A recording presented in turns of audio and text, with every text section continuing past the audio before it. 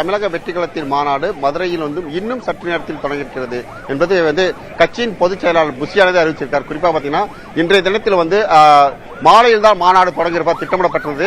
வருகிற கூட்டத்தை பொறுத்து முன்கூட்டியே நடத்துவதற்காக ஒரு திட்டமும் ஏற்கனவே செய்திருந்தார்கள். குறிப்பாக இந்த மாநாட்டிற்கு பாத்தீங்கன்னா லட்சக்கணக்கான தொண்டர்கள் வருவார்கள் எதிர்பார்த்த நிலையில் நேற்று நள்ளிரவில் இருந்தே தொண்டர்கள் அனைவருமே சேர்ந்திருக்கார்கள். காலையில் பார்த்தீங்கன்னா இந்த வெயிலின் தாக்கத்தை கூட பொருட்படுத்த முடியாமல் ஏராளமான தொண்டர்கள் லட்சக்கணக்கில் உள்ளே குவிந்திருக்கிறார்கள். கிட்டத்தட்ட 70,000க்கும் மேற்பட்ட இருக்கைகள் போடப்பட்ட நிலையில் இருக்கைகளே இல்லாத பல இடங்கள் இருக்கிறது. இருப்பினும் தரையில் ஒரு விரிப்பானை விரிக்கப்பட்டிருந்தது.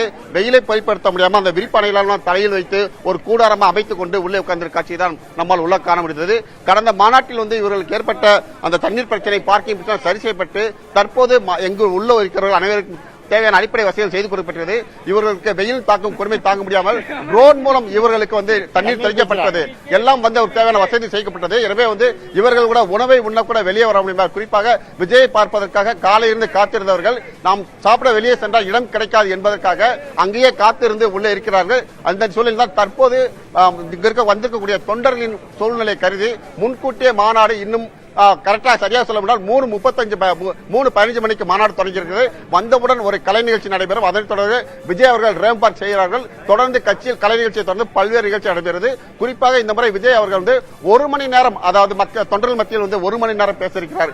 ஏற்கனவே விழுப்புரம் மாநாட்டில் பாண்டியன் மண்ணை பற்றி பாண்டியன் நெடுஞ்செழியனை பற்றி பேசியிருந்தார். அதாவது சிறு வயதில் தனது தந்தை இறந்த பிறகு தான் அந்த மன்னனாக முடிச்சிட்ட பிறகு தலையணங்கானத்து ஒரு போரில் வெற்றி வாகி சூடினார். அதுபோன்று நானும் சிறுவனாக இருந்தால் அரசியல் சிறுவனாக இருந்தாலும் ஒரு வெற்றி வாகி சூடுவேன் என்பதை அந்த மாநாட்டில் ஒரு குட்டி கதையாக கூறினார். தற்போது மதுரை மண் என்பதால் பாண்டியன் மன்னனை பற்றிய ஒரு கதை சொல்வதற்கான வாய்ப்பு இருக்கிறது. திலகா,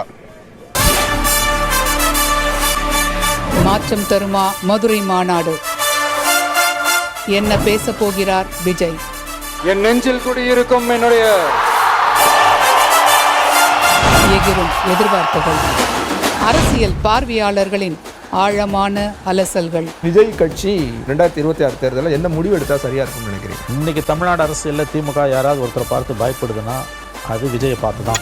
அவர் பேச்சும் தரமா இருக்கும், செயலும் தரமா இருக்கும், சம்பவம் ரொம்ப தரமா. பிரத்யேக நேரலைகள், நொடிக்கு நொடி அப்டேட் களத்திலிருந்து. தமிழ்நாட்டு அரசியலில் புதிய தலைமுறை டிஜிட்டலில் நாள் முழுவதும் மாநாடு 2.0